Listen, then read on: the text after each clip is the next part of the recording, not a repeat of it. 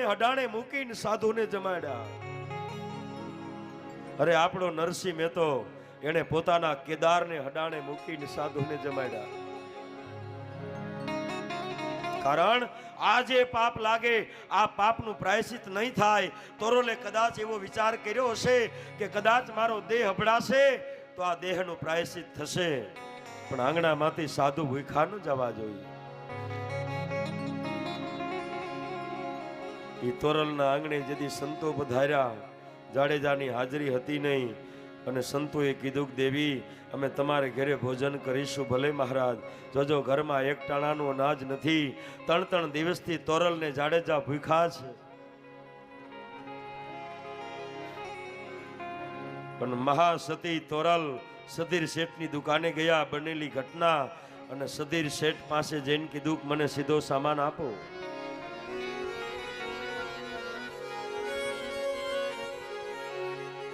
લઈ જાઓ. પૈસા? તો કે પૈસા નથી, અમારી પાસે જ્યારે આવશે ત્યારે આપી દઈશું.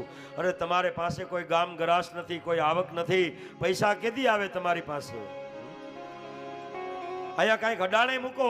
અરે મહારાજ, હડાણે મુકાય એવું જો કાંઈ હોય તો અમે વેચીને સાધુને જમાડી દઈએ, અમારા ઘરમાં કાંઈ નથી. અને સધીર શેઠની બુદ્ધિ બગડી. ત્યારે સધીરો કહે એક વસ્તુ હડાણે મૂકો તો સીધો સામાન આપું. શું? આ તમારી કંચન વર્ણી કાયા અને હડાણે મૂકો.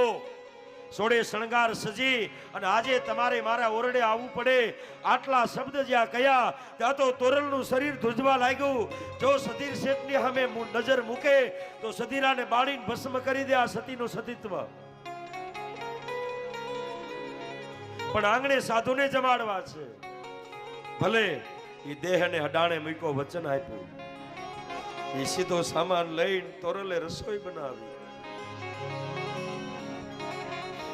કલ્પના તો કરો, આ ભારતના સાધુડાએ, ભારતના સંતોએ, આપણા સૌરાષ્ટ્રના સંતોએ શું બલિદાન આપ્યા છે. અને સાધુને જમાડ્યા. જાડેજા આવ્યા. દેવી આપણા ઘરમાં તો કાંઈ હતું નહીં, આ સાધુને જમાડ્યા. બધું આવ્યું ક્યાંથી? મહારાજ, અત્યારે કહેવાનો સમય નથી, અત્યારે સમય સાધુને જમાડવાનો છે. એ ખંતથી સાધુને જમાડ્યા. સાધુને વિદાય કરી અને બરાબર સાંજનું ટાણું થયું અને તોરલે ભગવા વસ્ત્ર ઉતારી અને સોળે શણગાર સજ્યા. દેવી અત્યારે આ ભગવા વસ્ત્ર ઉતારીને સોળે શણગાર, મહારાજ તમે મને કીધું તું ને આ સીધો સામાન ક્યાંથી આવ્યો? સધીર શેઠની ત્યાં મારા દેહને હડાણે મૂકીને આવી છે. એક વચન પૂરું કર્યું, હવે એક વચન પાળવા માટે જવાનું છે.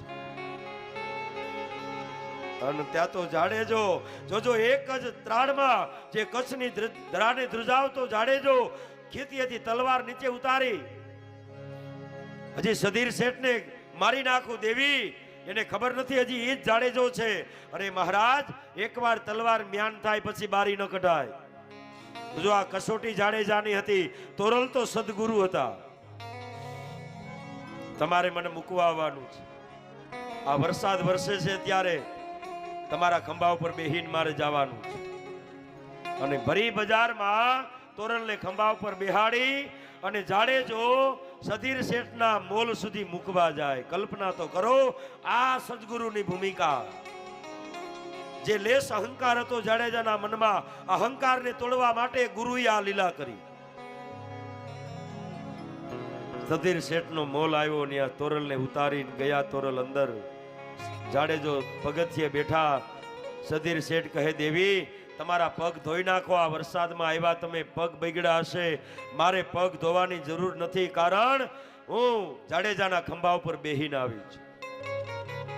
આટલી જ્યાં વાત કરીને ત્યાં તો સધીર શેઠ વાણિયાનું શરીર ધ્રુજવા લાગ્યું. જાડેજો આવ્યો છે તો કે હા, તો મને મારી નાખે. અને સદગુરુનો એક જ શબ્દ નીકળો, બાણની જેમ સધીરાને વાગ્યો કે તને આવું પાપ કરતા એક સામાન્ય કાળા માથાના માનવીનો ડર લાગે છે.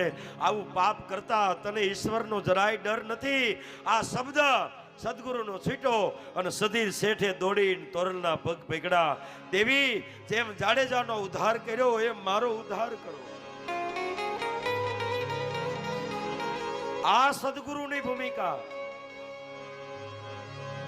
તોરલે જજો પોતાના દેહને હડાણે મૂકીને સાધુને જમાડ્યા. કબીરે બજારમાં ચોરી કરીને સંતોને જમાડ્યા.